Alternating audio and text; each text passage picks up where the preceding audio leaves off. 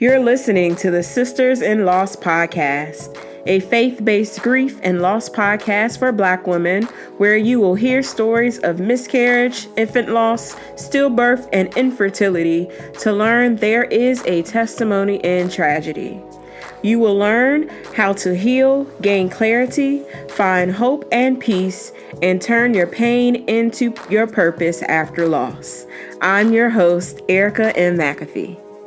It is April, Sisters in Loss, and it is Fertility Awareness Month. 1 week is not enough to recognize those who have been diagnosed infertile and have yet to get pregnant, stay pregnant, and bring a baby home. This month, we are recognizing our sisters who have fertility conditions like PCOS, endometriosis, or unexplained infertility. If you're interested in sharing your story in written form or on this Sisters in Loss podcast, please email me at podcast@ericamcafee.com or just follow me on social and direct me at Erica M. McAfee. Welcome to episode 40 of the Sisters in Loss podcast. In today's episode, we have Kemi Olowe, who shares her infertility journey with a PCOS diagnosis and her IVF story. Kemi is the founder of 9 Months and Waiting, a blog dedicated to encouraging those on their fertility journey through her own experiences, research, and testimonials. Kemi has been married for 6 years to her primary school sweetheart, and in November 2016, after a 5-year journey with infertility, they welcomed their baby boy, Samuel. In this episode, we discuss her PCOS diagnosis, her miscarriage and IVF journey with 3 different attempts of IVF, and how the UK pays for the treatments, and her blog and her new podcast, 9 Months and Waiting. Here is Kemi Olowe. Okay. Thank you, Kemi, for being on the podcast. Thank you for having me. No problem. Well, tell us about yourself and what you do. Okay, so as you know, my name's Kemi. By profession, I am a mortgage advisor, which I've been doing for about 5 years or so. But prior to that, I worked in ministry as a TV editor for one of the largest churches in the UK. I did that for over 3 years. And I decided to start a blog called 9 Months and Waiting last year, after just over 4 years of my husband and I trying for a baby and going through a few rounds of IVF. And 9 Months and Waiting is about faith, a fertility journey and beyond. So it's got quite a number of accounts of, how I was feeling during the time of my journey, and how I struggled with my faith, how my faith helped me. Now I use the blog as a way to kind of blog about my experiences as a mother, and also to help raise awareness about infertility, and things like PCOS, endometriosis, secondary infertility. I also am currently working with my local council in the borough of where I live to help promote awareness about infertility as well, and also working with them on how we can spot signs of PCOS in young women early, so that they can manage it better, so that they're not having to, fingers crossed, not go through the fertility journey like a lot of people are going through at the moment. So I'm a very big advocate for fertility awareness. It took me a while to get to this stage because in the Black community, and especially the Black African community, no one really speaks about infertility. It's almost a taboo. Mm-hmm. It's something that you're supposed to speak about, at home, or just not speak about it at all, and just, hope and pray that you get through it. And I just want to break that stigma. I always tell people that if I could wear a badge that says, unexplained infertility or IVF baby, I would, just because I want to get people talking. I want people to ask more questions. I don't want it to be a hush-hush subject, because so many women are suffering in silence. I agree. So awesome. Thank you. So tell us about your fertility journey. Right. Okay. So at age 19, After having irregular periods and constant stomach aches and many visits to my doctor to say, you know, this isn't right, I'm not feeling okay. I remember just passing out at university in a corridor, and it was a dead-end corridor where no one really goes unless, you know, you have a class or something. And I really do thank God that someone found me. And I was taken to hospital, and they realised I had cysts on my ovaries, and they wanted to operate, but by the time it got to the next morning, they realised that the cysts had, I don't know, they just wasn't as big, and they said that they'd go away by themselves. So they referred me back to my doctor in my local area, and then they then put me under the care of a gynecologist at my local hospital, and that's when they said to me, Kemi, you have polycystic ovarian syndrome, otherwise known as PCOS. Nothing to worry about. It's just a hormone imbalance. Sometimes it corrects itself. It can cause unnecessary weight gain, and you may have problems with having children in the future. And I just thought, hang on a minute. You know, you've just diagnosed me with something, and you've told me not to worry because it's a hormone imbalance. But the key thing that stood out for me was the whole, you may have problems in the future. So I asked him a bit more information on PCOS and, you know, what does it mean for me? Can I live normally? Do I need to take any medication? And he said, no, there's no cure for PCOS. There's no medication. You just live with it. You know, you just need to watch what you eat and just make sure that you're keeping your weight down. But you're young. You know, when it comes to the time where you want to start having children, if you do have problems, just come back and, you know, we may prescribe you something. So he made it, like, the doctor made it sound very, I don't know, just very blasé, like there was literally nothing for me to worry about. And he also said that it was very common within the black community. I mean, I'd never heard of PCOS. I know I was 19, but there are certain diseases that you hear of, and PCOS certainly wasn't one of them. So he actually put me on the contraceptive pill to give me a period every month, and I took that for years just because I thought that, you know, if I'm having a period, then, you know, when it comes to me wanting to have a child, there won't be a problem because I'm having a period and maybe my body would have corrected itself. So at 26, I got married, and my husband and I decided that we wouldn't try for a baby straight away just because we wanted to travel around and have fun. And there was certain things that were happening within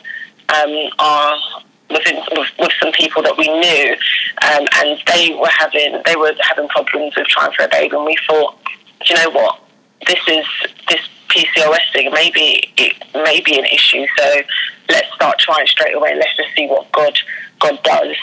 And after the first year of nothing happening, we thought, oh, you know, maybe God's heard what we said in terms of wanting to wait for 2 years, so maybe that's what God's doing, and, you know, we'll wait. But in the back of my mind, I thought, no, maybe this PCOS thing is real, you know, maybe it really is affecting me.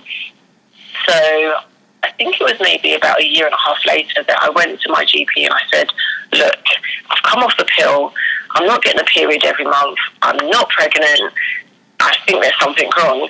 And this was the first time that I heard the sentence, you're young, I don't know why you're in such a hurry, you know, you're not even 30 yet, you know, take time, your body, your biological clock it's not ticking, so to speak, so, you know, you've still got time, just don't worry, just relax. And I went away and I thought, well, you know, maybe what the doctor's saying is right. And then it hit the 2-year mark and I said, no.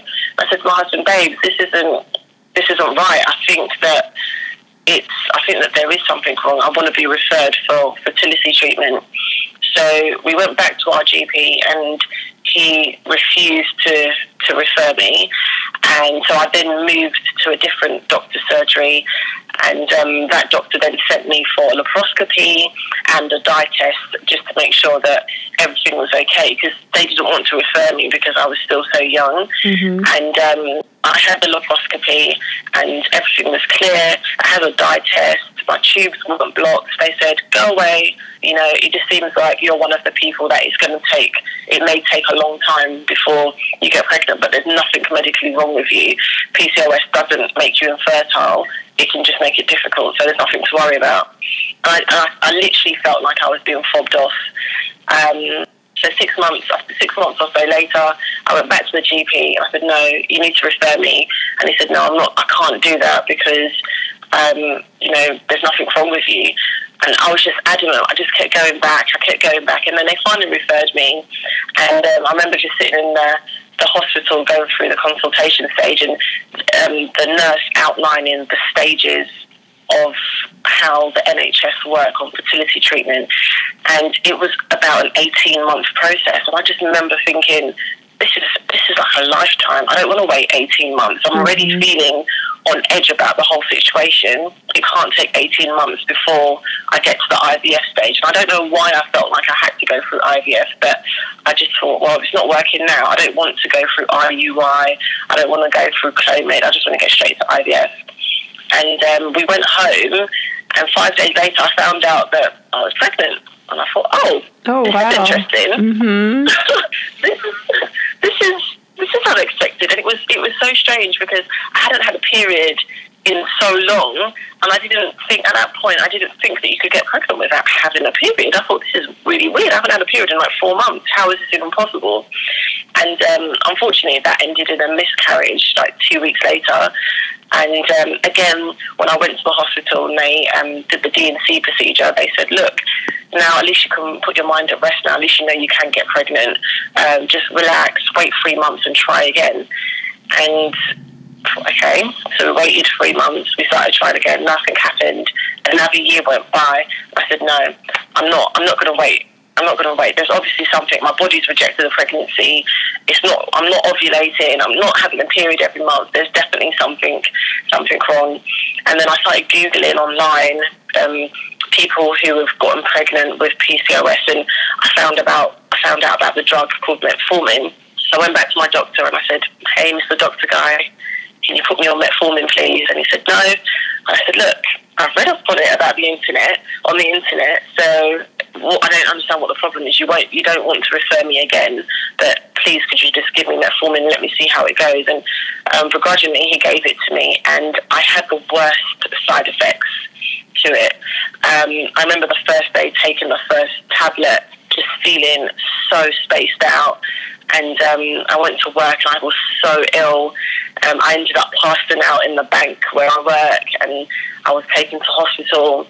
And I went back to my doctor and I said, doctor, this thing it's not going with my system. I ended up in hospital. I was there for a few days. And his response to me was, no, metformin doesn't do that to people. Something else must have made you sick. And I just thought, this guy I literally felt like he'd been sent from the devil. Like, he just didn't seem like he wanted to help. So finally we got referred. We were referred again. And it was, the only reason why we were referred was because my husband and I decided to seek help with a private clinic. And she wrote a letter to my GP to say, you can actually apply for funding and have this paid for. You don't have to pay for it out of your own pocket. So she wrote the letter. We finally was agreed the funding, and we went through the first cycle of IVF, and that was a fail. And I hyperstimulated because of the PCOS, and I was in hospital for 5 days. We went through the second cycle. That was a fail. And thank God we had embryos that were frozen. We had a frozen transfer. That didn't work. And then on our third one, we finally got the positive. So yeah, that's my fertility journey. How was your faith through all of this? Getting the diagnosis of PCOS and then going through, loss after loss, and then, finally going through IVF. How was your faith through all of that? Wow, my faith, it definitely was tested. I've grown up in church my whole life. All I've known is God. My dad's a Muslim, and even with him being a Muslim, it was still, I just know Jesus is the only way. And I don't think I've been through a point in my life where I've questioned what God is doing so much, because it just seems like nothing was going right. We're seeking fertility help. I find out that I'm pregnant, even, not having a period for such a long time. So I thought, well, yeah, God, there's nothing that God can't do. And then to have like my baby taken away 2 weeks later, I felt like I'd really offended God. And I remember saying, God, what did I do that was so wrong? You know, what sin have I committed for you to punish me this way? And I literally felt like I was being punished for something. And I said, God, I'd rather you just tell me what I've done so that I can apologise to you. You know, why would you give me something that I've been longing for so long and take it away 2 weeks later? I felt like I didn't even have time to really enjoy it. I was just used to the thought of, I've waited 2 years for this and you've taken it away. And it was in the most, and even the way that, you know, I had the miscarriage, it was so traumatic. And when I found out I was pregnant, I was spotting, and then every day the bleeding just kept getting heavier and heavier. And at one point, the day that I actually had the miscarriage, I think I went into labour. Like, I've never experienced pain like the way that I have done. The way that people talk about contractions, I'm convinced that I had contractions. And I remember just, I don't know if this is too much information, just going to the toilet and just hearing, and I just saw, like, I don't know, my baby just come out. And I felt like it was taken away in, like, such a, I don't know how to describe it, in just such a hurtful way. Mm-hmm. So I was really angry at God. And then I was also angry at people around me who were saying, well, Kemi, at least you know you can get pregnant. At least you know there's nothing wrong with you. At least you know you can try again. There are other people who, you know, would love to be in, who've been waiting years, and, you know, they'd love to be in your position. And I thought, well, no one wants to be in a position where, you know, they lose a child. And it offended me that the nurses kept calling the baby your embryo, the fetus. And for me, it's like, no, it's a baby. You know, it has a heartbeat. It doesn't matter whether you can't hear it. It's a human being. It's a living soul. Mm-hmm. And yes, I was just very emotional about everything, and because of how everyone was reacting, you know, Kemi, at least you know you can get pregnant, I didn't feel like I was able to grieve. I felt like I had to pick myself up and just carry on. And then again, I was angry at God, like, why would you send people to say these sort of things to me? And then I felt, well, is that what God wants? Did you just want me to move on? Do you just want me to be happy that I've been pregnant?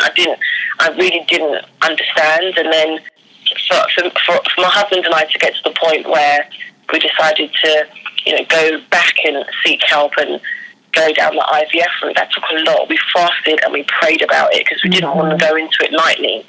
I know how before we were on our journey, I know how I felt about IVF.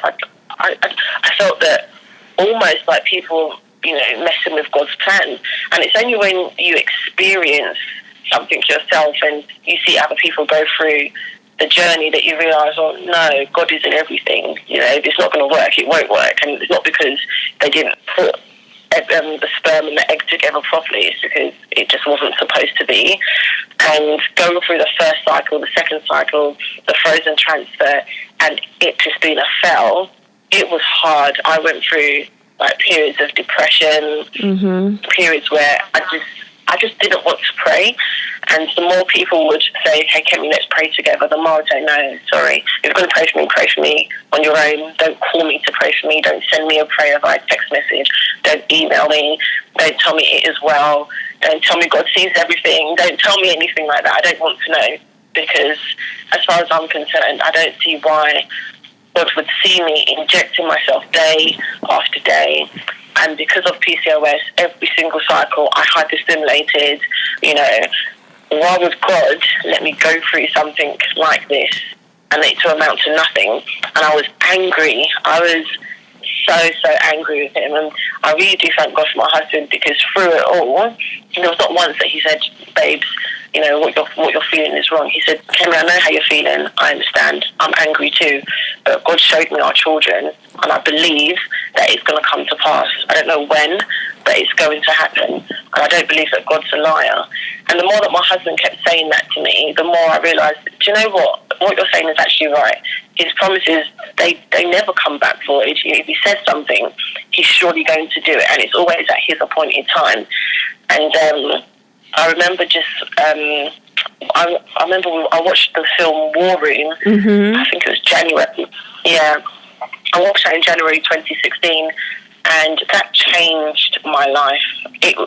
In the December, that was when I had the negative test for the frozen embryo transfer, and I was just broken because I'd said that I didn't want to cross over into 2016 with an empty stomach. That I need to have a baby. There needs to be a baby in my tummy. I don't want to cross over without. I don't want to go through and go into another new year with the same prayer points. Something needs to be ticked off my prayer list. And I was so distraught that it was a negative. But I watched the film with my god sister, and she was on the same journey as me. A few months before, she had just found out that she was pregnant. And I just remember turning around to her and I said, Lola, we need to pray. Let's set up our own war room. Let's pray. Let's make a commitment that we're going to do this every day at 6 a.m. And we're going to phone each other. Once we finish praying, we'll text each other a prayer and then we'll start our day. And I'm not an early person. I love my sleep. So it was so hard for me to get up at 6 a.m. But started my war room. I went into a room in the house. We'd recently moved, and it's the smallest room in the house. And I remember walking into that room, and it was the room that the previous owners hadn't decorated. It hadn't been touched in years. And I remember saying, this is going to be my baby's nursery. So when we were decorating, it was a blank canvas. I told him, it needs to be neutral colours because I'm going to have a baby who's going to sleep in here. And people kept looking at me like I was crazy. But I said, I'm doing a lot of things in faith. Mm-hmm. So I started the war room. And the peace, I finally understood what it meant. The peace that surpasses all understanding. Today's episode is brought to you by sistersinloss.com. We have our Sisters in Loss brunch coming up on April 21st, 2018 in Chesapeake, Virginia. Join us and the founder of Fertility for Colored Girls, Reverend Dr. Stacey Edwards Dunn, as she comes and pours into us and our community at this brunch. The brunch is $35 and it is being held at Cutlass Jamaican Grill and Barbecue in Chesapeake, Virginia. For ticket information and more information about the brunch, go to sistersinloss.com. I started praying more for other people than I did for myself.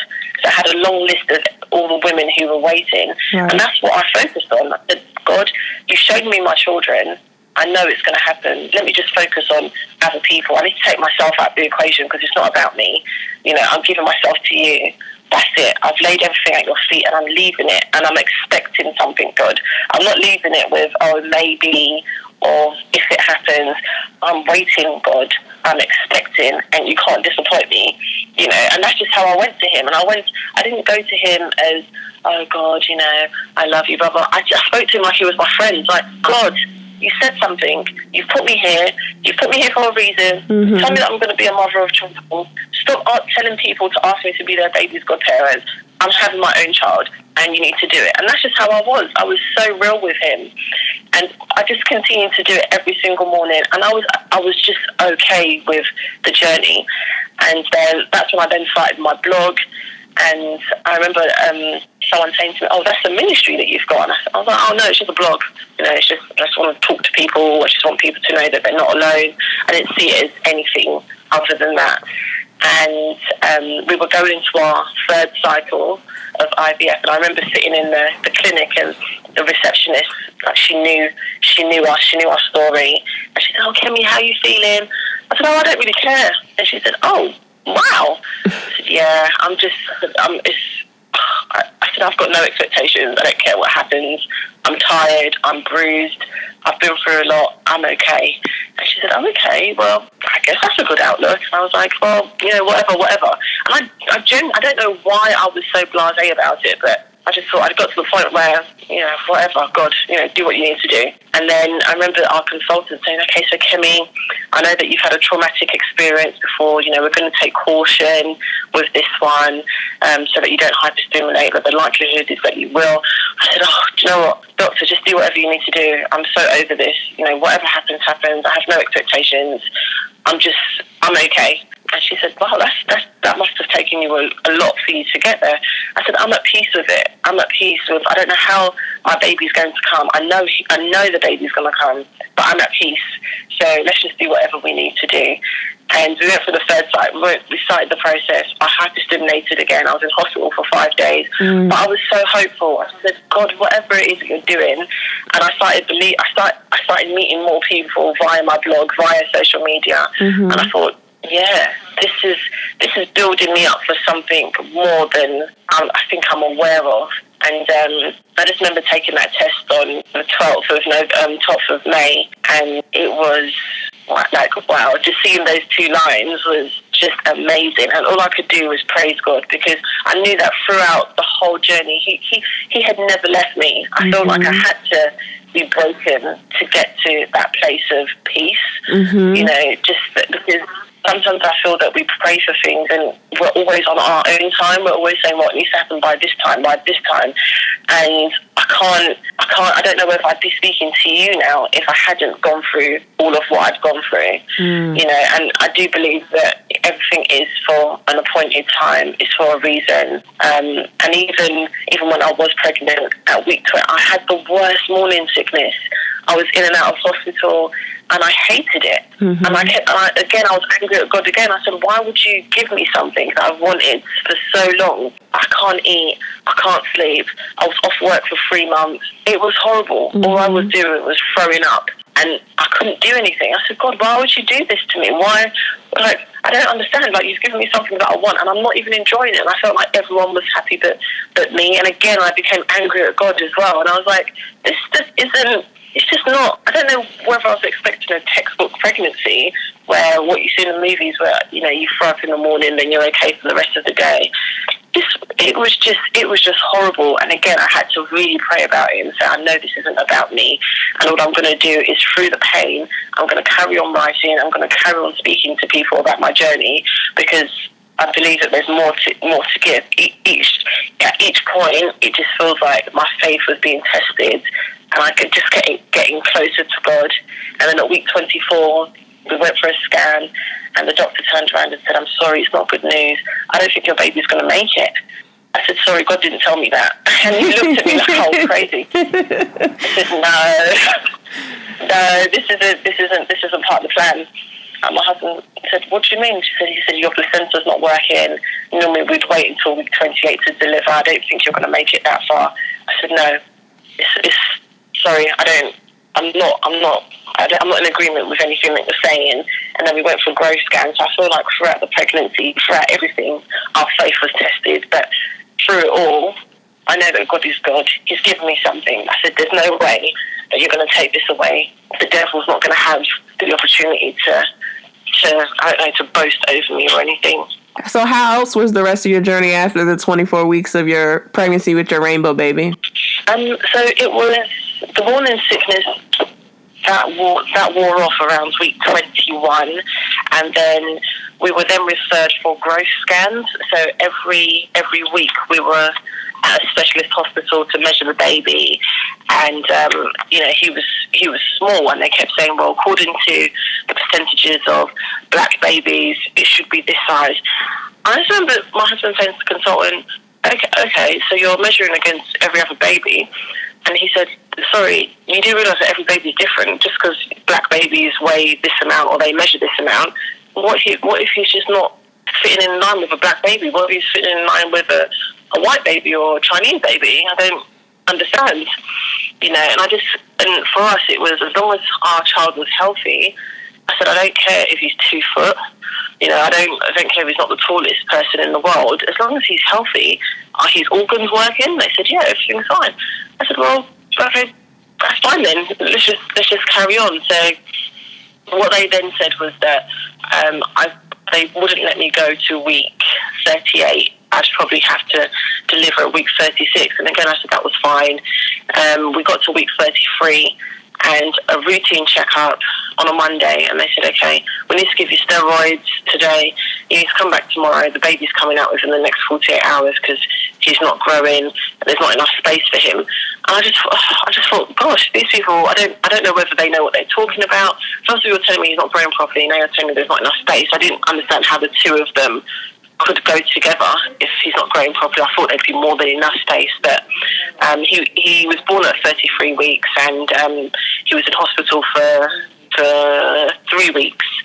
And so again, I felt like our faith was tested, and I just feel like at every point of my journey, there's just been bumps, but it's for a reason. Because now, when I speak to different people, I can speak to people who have had a miscarriage, people who have, been diagnosed with some sort of infertility, people who have had premature babies, PCOS. I tick quite a number of boxes, that I just, through it all, I thank God, because I've literally been able to learn so much from other people, connect with different people, and it's been a blessing. So tell us about your blog, 9 Months and Waiting. You told us a little bit about it in the beginning, but tell us about what you're doing with the blog now. Okay, so now I'm in the process of changing it. It would still be a blog, but I really want it to be a point of information, resource and so forth for people who are on their journey to parenthood. So whether it's adoption, surrogacy, IVF, Clomid, things like, I just want it to be a point of information. I've recently started adding stories from other people who I've met via social media, people who have decided to adopt, or people who have gone down the IVF route and had their baby. So testimonials, I want people to go there and feel hopeful, feel expectant, and feel encouraged by it, by what they read. So it's going to take on more of a website format. I'm also, because I'm doing work with the local council as well, so what I also want to do is use a lot of the information that I can get from them and have an information page or just some tabs with resources that people can, tap into and things like that. I think that's the route that it's going down. But I do still like writing. A lot of people have asked me, whether I'm going to start a YouTube channel, just because apparently people don't read anymore. I don't know. So I think what I may do is start adding some videos to the blog or to the website that I still feel like I don't know what it is about writing, but yeah, it's just me. I'm not a writer. I'm sure that people probably read my blog and see grammatical errors, but hey, as long as it flows, I think it's okay. So yeah, that's where we are. That's where we are at the moment. What are some resources that are out there for other lost moms and women who are on the journey, on the fertility journey? So here in the UK, the biggest charity for people who are on their journey is Fertility Network UK, and they provide help and support, counselling to anyone who has suffered a miscarriage or a loss of a baby, and people who are on the fertility journey as well. So they do absolutely amazing work, and because it's a charity, a lot of what they do is free as well. They hold regular events and information evenings. They also they're also campaigning for fair IVF treatment, because here in the UK, the guidelines say that you should be entitled to 3 rounds of IVF on the NHS. But it's no charge in the UK? It's what, sorry? So it's no charge to you all? Is it free? Yeah. Oh my goodness. Yeah, so it's you should be eligible for free, the number 3 rounds of IVF if you haven't had a child. So as long as you haven't had a child. So there are some cases where let's just say 2 people get together and someone has if the guy has a child from a previous relationship, then you're still entitled to it. But if it's a female, if you have a child, then you're not entitled to the free IVF. But over the last 12 months, a lot of the boroughs, so I guess in America you'd call it like counties or states, they've started counselling they've reduced it. So some of them have gone down to would only fund 2 rounds. Some of them have said would only fund 1 round, and some of them recently have started cancelling it altogether. So there's a lot of campaigning around the government to step in to challenge the NHS, because what the NHS is saying is that they need to save money, and we're saying, well, infertility is not a choice. Everyone should have a right to have a child, and you can get breast enlargement, breast reduction on the NHS. You can have a hysterectomy, you can have get the snip on the NHS. There's so many different things that you can do on the NHS, and we don't understand why IVF is being targeted, why they want to cut all of that. So Fertility Network UK and so a lot of other outlets, they're doing a lot of awareness raising, and that's the work that I'm also doing with my local borough as well, because where I currently live, they still fund 3 rounds for free. Wow, so that's a blessing. It's true. I do feel, as much as a lot of people over here complain about the NHS and wait times, I do feel extremely lucky, because if my husband and I, if we had to pay for IVF, that would have been over £20,000. Yes. with everything we had gone through. And it's exactly that cost here. Yeah. And it's crazy. There are a lot of organizations here too in the US that do help fund 1 round or 2 rounds. But, of course the waiting list is like, however many months and years long to even get on those lists, to get qualified, to get funding. Most people that I know, if their insurance doesn't cover it or cover partial parts of it, they're coming out of the pocket or taking out loans. So that is such a blessing. Yeah, people are taking out $25,000, $30,000 US dollars in loans. So if you think about that in pounds, it's a lot of money. It's a lot of money, and it's just so sad. It's just like when people look at you and. There are so many campaign groups out there who are saying, cut IVF, the population is growing, we don't need to fund for people that have children. I just think it's just so heartless, that's the desire that's within us to want to have children. I don't feel that it should be taken away just because the NHS want to cut money. You haven't consulted anyone. Well, they say they do consultations, but it's always such a small sample group that they go and consult, and it's always people who are against IVF. But no, we do feel extremely blessed that we were able to, get the funding. If all it would have taken for us to pay for it is to be living in a different area. If I lived where I grew up, where I spent my 23 years of my life, if I lived there, we would not have access to funding. Oh, wow. Wow. Yeah. And that's no different here in the U.S. as far as healthcare as well. Depending on your socioeconomic status and where you live and where you grow up, you may not have had the access to certain luxuries like healthcare. So I definitely understand that. So what encouraging words can you give to the mom out there who is on the journey, who has PCOS and who's on the journey to having a baby? Okay, so without sounding, I don't know what the word to use, because I know that a lot of men and women out there are probably tired of people telling them don't worry and things like that. So I don't want to come across as insensitive, but what I would definitely say is that God sees. He sees every tear that you cry. He sees the pain. He hears your cries, and like the Bible says that He'll never leave you nor forsake you. And one of the scriptures that I really held on to was Habakkuk 2:3, which tells us that the vision is yet for a appointed time, and though it tarry, hold on, because it will surely come to pass.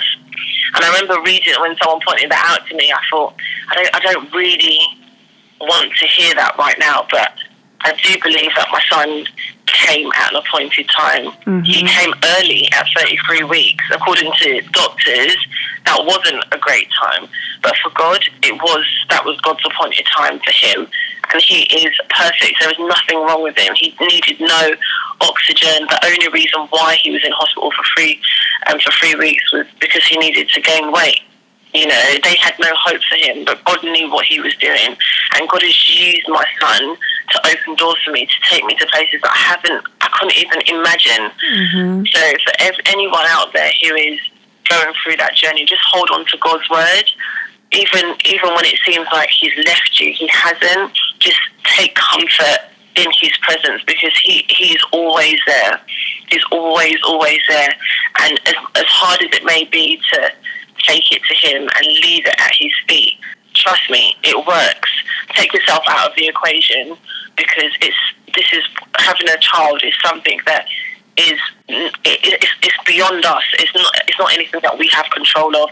You know, the doctors, the consultants who are doing what they're doing in the IVF lab, if God doesn't want it to happen, it won't. So God sees everything, and he's in everything. And just know that there's a community out there of people who are going through the same thing, who are waiting to talk to you, to encourage you. And just, if you can find someone or a group of people that you can talk to, it may not be some people that you necessarily want them to give you advice. Sometimes all you want is to just vent, and for someone to listen to you. Just find that person, talk about it, and just also know that there is no shame. If you've done anything wrong, or if people know about your journey, then they may look at you differently. Just how I saw it also was that God chose me for this journey because he wanted to use my story to let people know that he is real, that he is the that I am, that he is the one that can do all things. And where the doctors gave me, the diagnosis of PCOS and, the hyperstimulation and the miscarriage and everything else, and where everything was looking like it wasn't working in my favour, God knew what he was doing. And I believe that my story and my journey has given me a platform to tell more people about how great God is. If I'm interviewed by non-Christians, they ask me how did I get through it, I always have to tell them, this is God. I don't want to say to someone, I read one book and it gave me 5 steps to whatever. I don't do that. Just know that God is definitely working everything out for your good. And while you're in your waiting period, just keep rejoicing, because through your rejoicing and your praising, your testimony will come, and just hold on to it. There was no woman, before I go on for too long, I think about all the women in the Bible who were labelled as barren, and they all gave birth to such amazing children. Mm-hmm. So just hold on to that God is working it out. Amen. So where can we find you on social, and what's your website? So I'm on Instagram at Kemi_Kems. I'm on, my website is www.9monthsandwaiting.com. I think I'm on Twitter, but I don't know how to use Twitter. It's really sad. Twitter is 9 months and waiting. I'm going to figure that out. I'll figure out how to use Twitter for 2018. I'm on Facebook as Kemi Kems as well. So I'll be more active on Twitter in 2018 once I figure out how to use it. Awesome. Yes, we would love to have you on Twitter and a part of the community on Twitter, because Twitter, Black Twitter, I don't know if you know anything about that, but it's hilarious. You need to get on Twitter so you can just read what's going on. But we'll talk about that later. I'll get you hip to Twitter. Okay. Thank you so much, Kemi, for being on the podcast and sharing your fertility journey and your blog, 9 Months and Waiting. Thank you so much. Thank you so much for listening to today's episode. I pray that this show was inspirational and a blessing to you. For show notes, visit ericamcafee.com/podcast. Please join us in our offline discussions in our private Facebook group by going to sistersinloss.com. If you're listening in Apple Podcasts, please rate and subscribe to us and leave us a 5-star review. I pray that you all have a blessed week. Keep the faith, and I'll talk to you next Wednesday.